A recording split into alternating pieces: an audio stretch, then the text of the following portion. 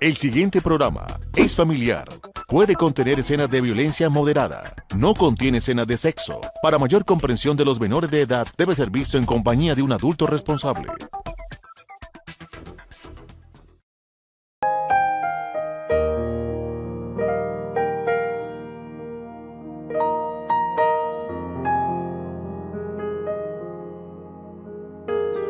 Amables de la audiencia de Paso Televisión, sean bienvenidos a esta emisión de reflexiones. Recordando siempre que nuestro programa se basa en la palabra de Dios para enviar un mensaje a su vida, a su familia y una reflexión que también por un momento nos ponga a pensar y a reflexionar en nuestro corazón. En esta oportunidad el pastor Jonathan Gutiérrez nos comparte un tema, el cual ha titulado Ordenanzas de la Palabra. Quédese con nosotros.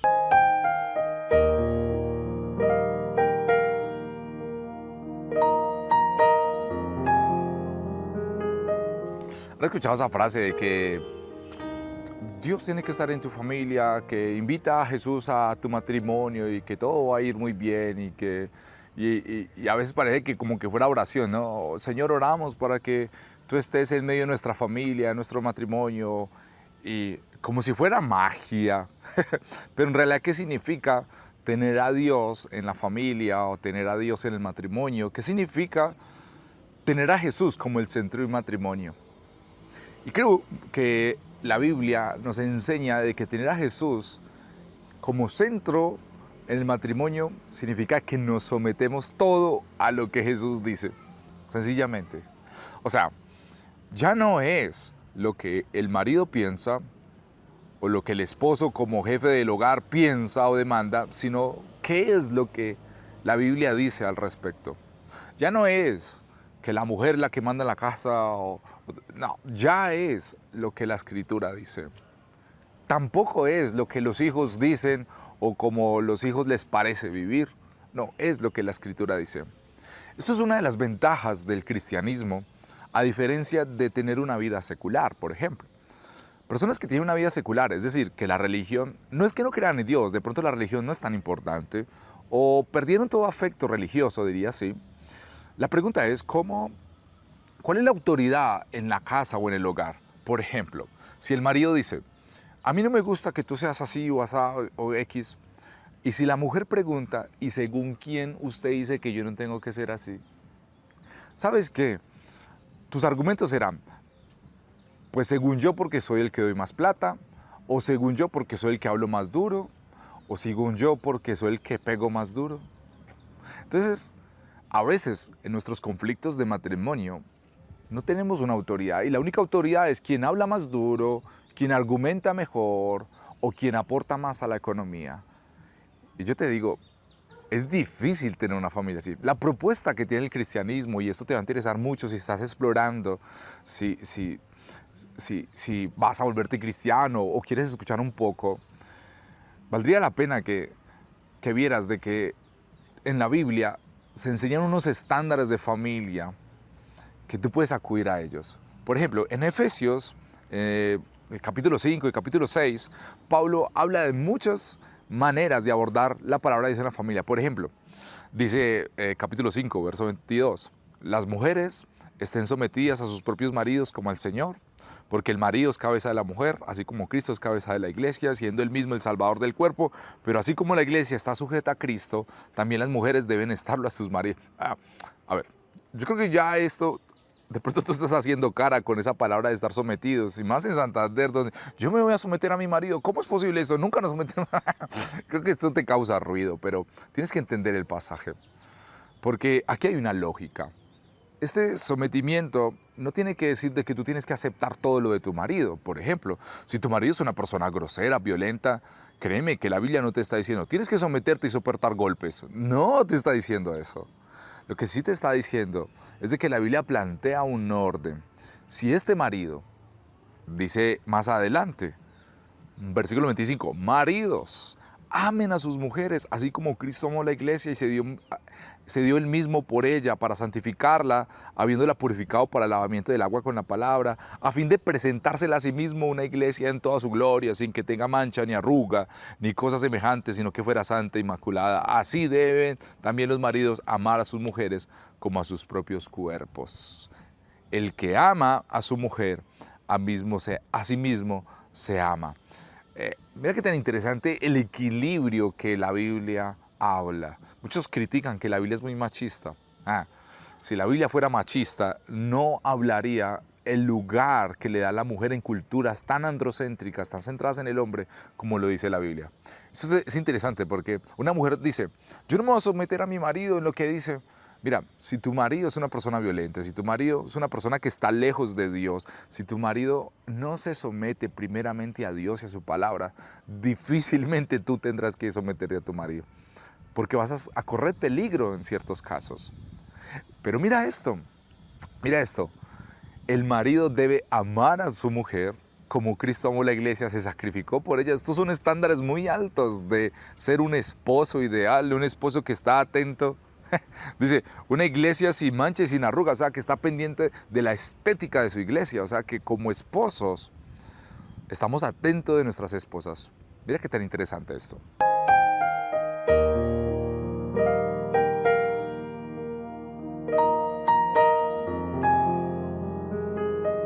La media cobija. Cuenta la historia que el abuelo había quedado viudo.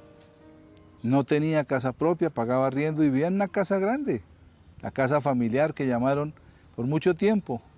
Pero al morir su esposa se sintió muy solo. Así que habló con uno de sus hijos y le dijo que si le permitía vivir con ellos. El hijo le dijo que sí, que no había problema. Pero el hombre ya estaba avanzado en edad y cometía ciertas situaciones de derramar el jugo, de botar la sopa. A veces se le caían los platos por su problema de edad que ya tenía y sus manos estaban débiles. La esposa, viendo todo esto, le dijo al hijo que por qué más bien no lo llevaban a un asilo, donde lo pudieran cuidar, donde lo pudieran atender, porque a ella no le quedaba tiempo, porque se sentía que ella no tenía la obligación con aquel hombre que era el papá de su esposo. Los hijos del hombre con mucho cariño miraban a su abuelo, siempre estaban atentos a ayudarlo, a atenderlo, pero esta situación se fue agravando más cuando la esposa llegó un momento que dijo, no aguanto más, necesito que te lo lleves. Y el esposo, en una noche en la cual ellos hablaron solos, dijeron, está bien, voy a llevar a mi papá a un asilo. Así que lo estaba alistando, le alistó su ropa, le alistó todo y le alistó su maleta para llevarlo al asilo. Así que le dice a su hijo mayor, hijo, ¿recuerda la cobija esa grande que tenemos arriba en el armario? Dijo, sí, papá, tráela.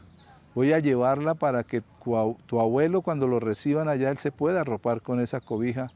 Dijo, ¿cómo así, papá? ¿Dónde vas a llevar a mi abuelo? Dijo, al asilo. Vamos a dejarlo allá para mayor comodidad de todos y para que allí lo atiendan a él y viva mejor. El niño subió por la cobija, pero se demoró un rato. Cuando el chico llegó, llegó solo con media cobija. El papá lo miró impresionado y le dijo, ¿cómo así? ¿Qué hiciste? ¿Por qué partiste la cobija en dos? Papá, le dijo el joven, solo te traje media cobija porque la otra media la guardé para cuando a mí me toque llevarte a un asilo. Muchas veces los hijos nos enseñan y nos hablan. Debemos honrar a nuestros padres. Aquel joven vio a su papá con ese desprendimiento del abuelo, de llevarlo a un asilo, de dejarlo allí tirado tal vez, pero de llevarle la cobija, que lo arropara, que lo cuidara. Y su hijo pensó, cuando a mí me toque llevar a mi papá, le llevaré la otra media cobija. La palabra nos dice en la epístola del apóstol San Pablo a los Efesios, en el capítulo 6, en los versículos 2 y 3. Honra a tu padre y a tu madre, que es el primer mandamiento con promesa, para que te vaya bien y seas de larga vida sobre la tierra.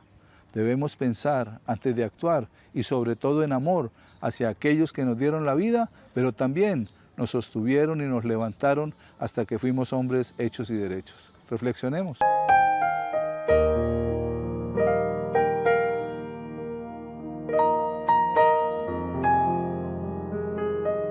Entonces, ¿quién define lo que es correcto o no? ¿Quién nos dice a nosotros, esto es lo que es y esto es lo que no? Muchas veces es el que tiene más poder, el que tiene más autoridad, el que pega más duro. Pero si tú quieres un matrimonio estable, Es interesante de que si tu matrimonio se fundamenta en la palabra de Cristo, creo que vas a estar fundamentado tu matrimonio en la roca que es Cristo. Y nada, ni circunstancias, ni conflictos van a derribar tu matrimonio, tu relación, tu familia. Y esto no solamente con invitar a Jesús, es básicamente someter toda nuestra autoridad a la autoridad de Cristo. ¿Cómo así que esto? Ahora bien, por ejemplo, cuando la esposa le está diciendo a su marido, mira, yo te estoy viendo que tú eres muy desprendido, de que tú estás muy atento más de tus amigos, de tu fútbol y me estás descuidando a mí. En realidad lo que está pidiendo la esposa es, quiero que tú te sacrifiques por mí. Quiero que tú te entregues por mí. Ahora bien, el marido puede decirle, pero según usted, ¿yo por qué tengo que ser así? ¿Según quién yo tengo un marido perfecto es así? ¿Según quién? Tú como esposa, sabiamente y astutamente puedes decirle, mira, si decimos de que somos cristianos, la Escritura dice de que el marido debe entregarse por su esposa. Y yo no te estoy viendo esa entrega. Porque como esposos, lo que nos interesa no es de que nuestra pareja haga lo que queremos o que cumpla las expectativas que queremos. Cuando somos esposos cristianos, nuestro objetivo es que nuestra pareja se someta no a nosotros, sino a Cristo. Si como pareja luchamos para que nuestro cónyuge ame más a Dios que a nosotros mismos, hemos cumplido un gran objetivo. Y la tenemos fácil porque si tenemos una esposa que ama primeramente a Dios, créeme que nosotros seremos como esposos los más beneficiados. Y si tenemos un esposo que ama primeramente a Dios, pues las esposas son las más privilegiadas de tener un esposo que ama a Cristo sobre todas las cosas. ¿Cuál es la invitación? ¿Cuál es tu fuente de autoridad? ¿Tus pensamientos, tus filosofías, tu manera de ver? ¿O te interesa saber cómo la Escritura se vuelve fuente de autoridad? Para darte un ejemplo, en la crianza, yo no tengo hijos en este momento del programa, pero la Biblia nos habla acerca de crianza. Y tú miras, pero usted si no tiene hijos, ¿qué va a hablar de crianza? Y ahí está el punto. Hay muchos modelos de crianza. La psicología dice una cosa, los abuelos dicen otra, las tradiciones dicen otra. ¿Cómo criar a nuestros hijos? Y hay muchos sabios acerca de esto. Pero si tú eres una familia cristiana, si tú haces parte de una familia cristiana, te interesa saber lo que la Biblia habla de crianza. En este momento, pues yo no te digo lo que yo pienso, te digo lo que la Escritura dice.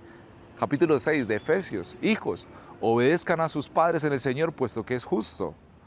Honra a tu padre y a tu madre, que es el primer mandamiento, con promesa para que te vaya bien y tengas vida sobre la tierra. Y ustedes, padres, no provoquen a ira a sus hijos, sino críelos en disciplina e instrucción del Señor.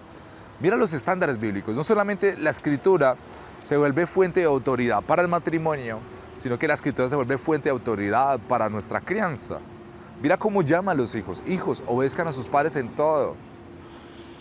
Y tú dirás, pero es que mi padre es muy malo, es que mi padre hizo esto cuando estaba niño, es que hizo... Y creo que podrías estar con mucho dolor por los errores de tus padres. Pero hay algo muy interesante en el cristianismo y es de que todos somos pecadores. Esto no excusa los errores de tu padre y de tu madre. Pero lo que sí te está diciendo es de que a pesar de que somos personas que cometemos errores y pecados, el llamado es a honrarlos. Honrarías a Dios a pesar de tener un padre y madre como la tienes. Pero también hay padres que saben qué botones apretar para sacarle ira a los hijos. Saben cómo sacarle la rabia para después castigarlos. Mira, la Escritura es bellísima en esto. Nos va a ayudar muchísimo. ¿Cuál es la invitación entonces? Volvamos a la Escritura. Coloquemos la Escritura como fundamento de nuestro matrimonio y de nuestra crianza. Y mira los detalles y las sorpresas que nos vamos a encontrar allí. Y qué tan bendecidos seremos en la medida que vayámonos sometiendo a lo que Jesús dice acerca de nuestras familias.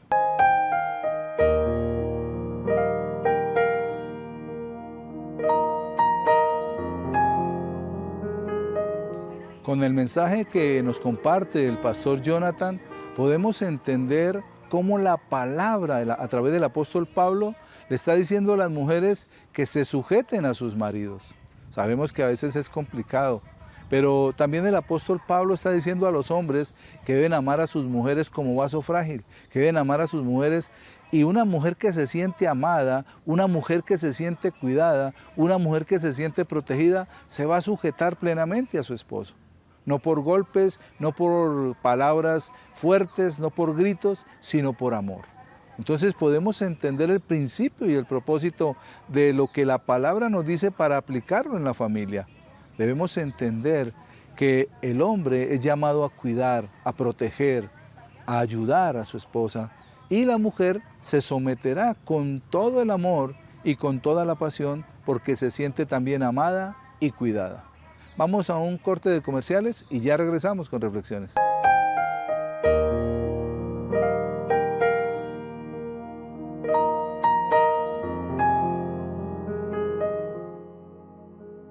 Continuando con nuestro programa, el tema que comparto con cada uno de ustedes lo he titulado Restitución. Quédese con nosotros.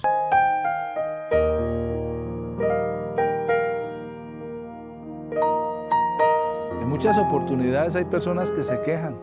Dicen, no, es que yo perdí todo, o me robaron, o me quitaron, o me estafaron. Otros pueden decir, bueno, yo lo jugué, yo tal vez descuidé esa herencia que me dejaron. Y muchas herencias se han perdido, mucho dinero se ha perdido. ¿Por qué? Por la mala administración. Pero en la palabra de Dios podemos encontrar un ejemplo de un muchacho que fue escondido para que no lo mataran porque era heredero a la corona del rey en Jerusalén. Y ese muchacho se llamó Mefiboset. Y era un hombre que perdió todo, perdió a su papá y a su abuelo en un solo día, pues los mataron a ambos en la guerra. Era el rey Saúl y su hijo Jonatán, era el papá de aquel muchacho. Y ellos murieron el mismo día. La que lo cuidaba lo sacó corriendo, se lo llevó por allá a vivir a una cueva que se llamaba Lodebar, que era un lugar de pobreza, un lugar de mucha escasez.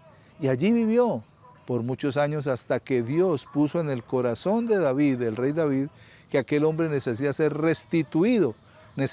ser restituido y que fuera y lo llevara al palacio porque él era también un príncipe de Israel. La palabra nos dice en el segundo libro de Samuel, en el capítulo 9, en los versículos del 1 al 7. Dijo David, ¿ha quedado alguno de la casa de Saúl a quien haga yo misericordia por amor a Jonatán? Y había un siervo de la casa de Saúl que se llamaba Siba, el cual llamaron para que viniese a David, y el rey le dijo, ¿eres tú Siba? Y él respondió, tu siervo. El rey le dijo, ¿no ha quedado nadie de la casa de Saúl a quien haga yo misericordia de Dios? Y Siba respondió al rey, aún ha quedado un hijo de Jonatán, lisiado de los pies. Entonces el rey le preguntó, ¿dónde está? Y Siba respondió al rey, he aquí está en una casa de Maquir, hijo de Amiel, en Lodebar. Entonces envió el rey David y le trajo de la casa de Maquir, hijo de Amiel, de Lodebar. Y vino Mefiboset, hijo de Jonatán, hijo de Saúl, a David, y se postró sobre su rostro e hizo reverencia. Y dijo David, Mefiboset, y él respondió, he aquí tu siervo. Le dijo David, no tengas temor, porque yo a la verdad haré contigo misericordia por amor de Jonatán tu padre, y te devolveré todas las tierras de Saúl tu padre, y tú comerás siempre a mi mesa. Vemos cómo aquel hombre se sentía menospreciado. No solamente era un hombre que había perdido todo, sino que también había quedado paralítico. El día que mataron a su padre y a su abuelo, la criada que lo cuidaba, por tomarlo rápido y llevárselo, dice que lo dejó caer y se le fracturó la cadera.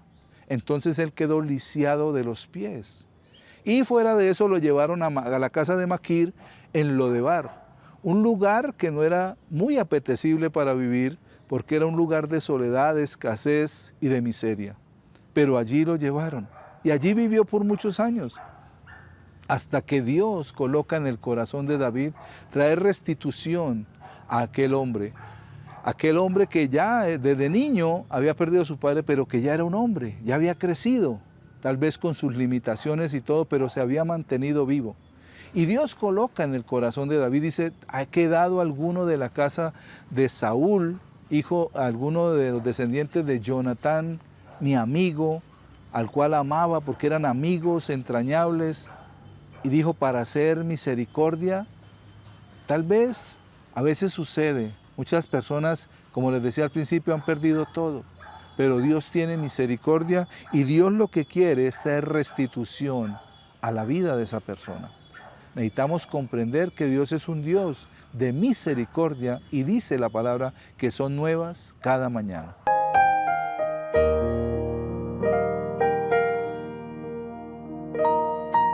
Las flores del rey. Estaba el rey asomado, así por la ventana. Tenía 2 hijos, uno muy mayor y otro muy menor. Y tú te imaginas estos palacios antiguos, llenos de jardines, y dentro del palacio todo lleno de flores, de lujo, cerámicas de alto valor, y todo esto bien adornado. Y afuera, así, él mirando por la ventana, está su hijo menor recogiendo flores del jardín, porque sabe que a su padre le gustan las flores, y entonces él está recogiendo y ve la intención de que el niño está recogiendo flores para presentárselas al palacio, para llevárselas al rey. Pero aquí hay un problema, de que el palacio es muy hermoso y de que no pueden entrar hojarascas, cosas feas al palacio. ¿Y cómo hace? Porque su hijo está recogiendo de todo, porque es muy pequeño, no entiende. Está recogiendo cosas sucias, animales, flores bonitas, pero mezclándolas con todo. Y ya lo ve entrando al palacio con toda esta suciedad, pero él ve las intenciones de su hijo. Y llama al hijo mayor. Le dice, mi hijo, ve donde tu hermano menor y ayúdale a seleccionar las mejores flores para que él las pueda presentar al palacio y al rey. El hermano mayor llega y le dice, ven Junior, ven te ayudo, y colocó otra florecita, botó las hojarascas, y lo que presentaba ya era hermoso. Y el niño fue y se presentó ante el rey y le presentó las flores hermosas, eran bellas.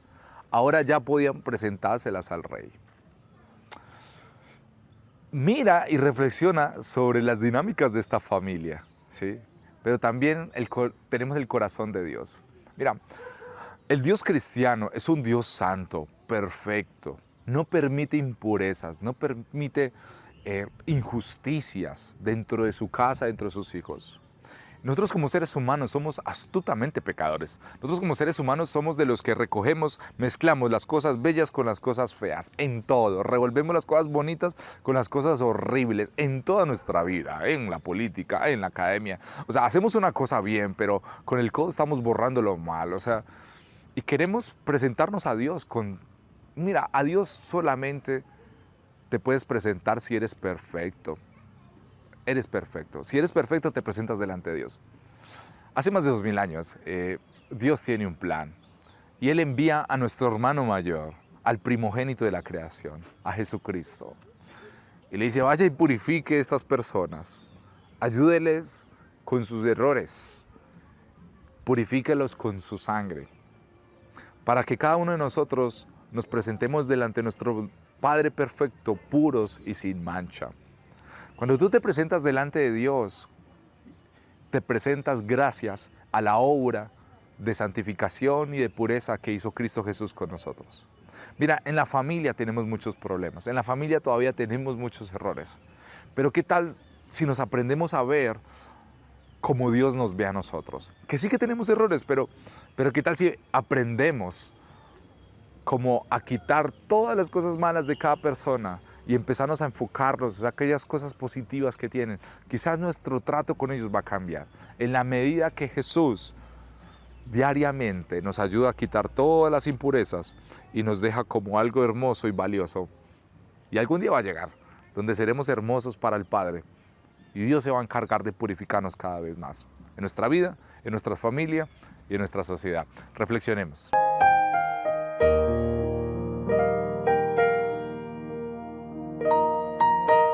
Cuando Dios quiere hacer restitución en una persona, en una familia, en alguien, Él lo busca. Él trata de rodearlo con sus cuerdas de amor. Él trata de acercarlo Muchas veces cuando se le comparte la palabra a alguien, cuando alguien escucha un tema de este programa, cuando alguien toca la puerta, no para molestar, sino para, como amigo, llevar una palabra y compartirle un mensaje de parte de Dios, Dios está acercándose a esa persona para que esa persona le conozca. Y tal vez dirá, pero ¿yo qué voy a hacer? Yo perdí todo, yo no tengo nada. Y así se sentía Mefiboset, un hombre menospreciado, un hombre que había perdido todo, un hombre que no tenía futuro por ninguna parte donde se le mirara, porque era lisiado, no podía trabajar, no tenía tierra para comer, no tenía tierra de donde sacar frutos para comer. No es que comiera tierra, sino que no tenía tierra donde sembrar, y no podía sembrar, porque en su dificultad, en su parálisis, ese problema de enfermedad de que estaba lisiado, no le permitía laborar, no le permitía tener nada. Pero David, movido por Dios a misericordia, lo llama, lo manda a traer, porque era hijo de aquel amigo entrañable que llamaba Jonathan. Y dice la palabra en segundo libro de Samuel, capítulo 9, versículos del 8 al 11. Y él, inclinándose dijo, o sea, Mefiboset, dice, ¿quién es tu siervo para que mires a un perro muerto como yo? Entonces el rey llamó a Siba, siervo de Saúl, le dijo, todo lo que fue de Saúl y de toda su casa, yo lo he dado al hijo de tu señor. Tú pues le labrarás las tierras, tú con tus hijos y tus siervos, y almacenarás los frutos, para que el hijo de tu señor tenga pan para comer. Pero Mefiboset, el hijo de tu señor, comerá siempre a mi mesa. Y tenía Siba 15 hijos y 20 siervos. Y respondió Siba al rey, conforme a todo lo que ha mandado mi señor el rey, a su siervo, así lo hará tu siervo. Mefiboset dijo el rey, comerá a mi mesa como uno de los hijos del rey. Dios tiene misericordia y coloca misericordia en el rey David para tener misericordia con Mefiboset. ¿Lo amaba? Claro que sí, a su padre, como un amigo, como una persona que como dicen hoy en día, que eran llaverías, que eran panas. Y eso hace que David recuerde a Jonatán. Dice, no, yo voy a restituir a este hombre. Y el hombre, miremos la actitud de Mefiboset. Se sentía que no valía absolutamente nada. Incluso dice que quién era él. Que dice que era como un perro muerto. Y me llama mucho la atención eso. Me dice, ¿quién soy yo? ¿Quién es tu siervo para que mires a un perro muerto como yo? O sea, Mefiboset decía, yo no tengo futuro. ¿Qué es un perro muerto? Un animal que ya toca enterrarlo porque no hay otra. Y ese era el corazón de Mefiboset. O sea, era ese corazón no solamente herido y lastimado, sino empobrecido física y emocionalmente. Y muchas personas se pueden sentir así.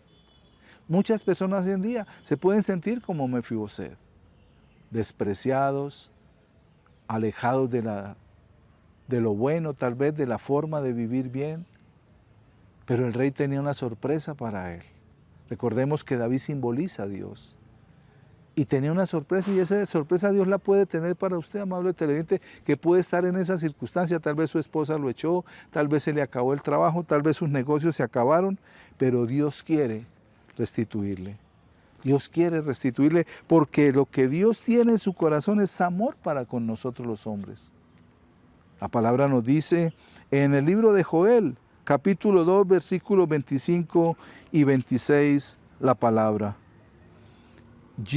Y os restituiré los años que comió la oruga, el saltón, el revoltón y la langosta, mi gran ejército que envié contra vosotros. Comeréis hasta saciaros y alabaréis el nombre de Jehová vuestro Dios, el cual hizo maravillas con vosotros, y nunca jamás será mi pueblo avergonzado. El corazón de Dios es un corazón que quiere restituir aquello que se perdió, aquello que se comió el saltón, el ladrón, lo que sea que se haya perdido. Dios lo va a restituir, y no una vez, dice que 7 veces, así como pasó con Mefibosé. No solamente le devolvió las tierras de Saúl, sino las de Jonatán, y fuera de eso también lo sentó a la mesa del rey, porque por fuera tal vez parecía un lisiado, pero sentado a la mesa, los manteles del reino le tapaban su imperfección, le tapaban su enfermedad, y se veía como uno normal. Eso es lo que Dios hace cuando una persona se arrepiente en su dificultad, en su necesidad, y lo busca a Él, y Él lo va a restaurar, Él le va a restituir, porque lo ha prometido, y lo que Dios promete lo cumple.